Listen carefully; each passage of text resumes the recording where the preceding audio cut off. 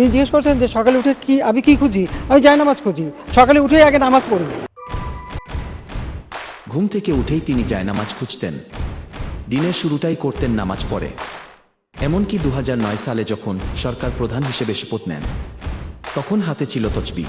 অথচ তার বিরুদ্ধে অভিযোগ উঠেছে সবচেয়ে বেশি আলেমদের দমন নিপীড়নে। তার আমলেই নির্বিচারে গুলি করে হত্যা করা হয় মাদ্রাসা শিক্ষার্থীদের।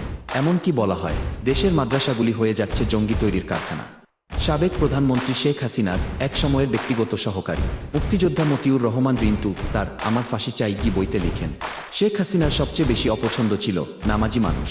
শুধু তাই নয়, তিনি নামাজ বা ধর্ম পালনকে ব্যবহার করতেন জনপ্রিয়তার হাতিয়ার হিসেবে।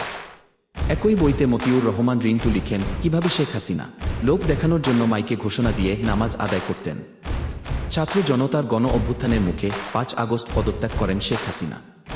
এরপর থেকে একে একে প্রকাশ্যে আসতে থাকে তার ও তার প্রশাসনের নানান অপকর্ম। এসব অপকর্মের মধ্যে ইসলাম বিদ্বেষী হওয়ারও বেশ কিছু অভিযোগ সামনে আসে।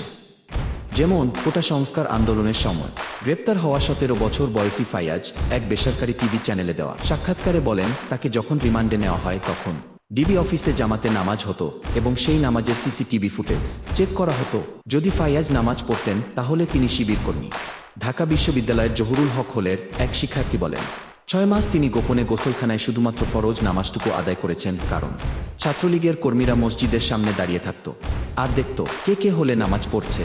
যে নামাজ পড়ে তাকে শিবির ট্যাগ দেয়া হতো। এছাড়াও অধ্যাপক ওহিদুজ্জামান চান বলেন যারা পর্দা করে তাদের বিশ্ববিদ্যালয় না এসে বাসায় পড়াশোনা করা উচিত। 38তম মিসিএসে প্রথম হওয়ার পরেও বাদ দেয়া হয় মারুফকে, কারণ তিনি ছিলেন একজন কুরআনের হাফেজ।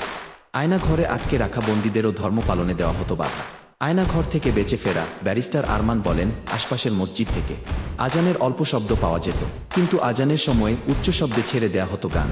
মুক্তি পাওয়ার পর আরও এক বন্দী তানভীর মাহতাব বলেন তিনি যখন বন্দী অবস্থায় রমজান মাসে একটি কোরআন চেয়েছিলেন, তখন তাকে কোরআন তো দেওয়াই হয়নি, উল্টো বলা হয়েছিল কোরআন পড়ে কোনো লাভ নেই, আল্লাহ তাকে বাঁচাতে পারবেন না।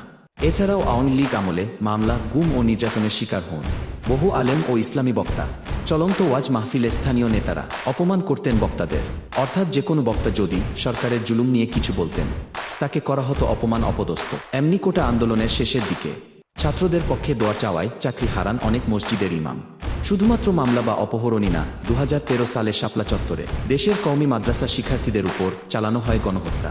মানবাধিকার সংস্থা কি অধিকার কি এর একটি তালিকা অনুযায়ী সে রাতে নিহত হয়েছিল অন্তত 61 জন, যাদের অধিকাংশই ছিলেন মাদ্রাসা ও এতিমখানা শিক্ষার্থী।